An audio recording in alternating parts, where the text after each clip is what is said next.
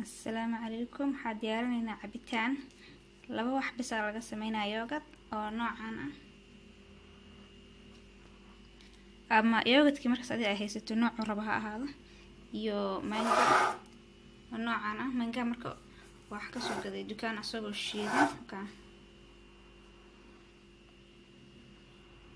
marka ku shubaynaa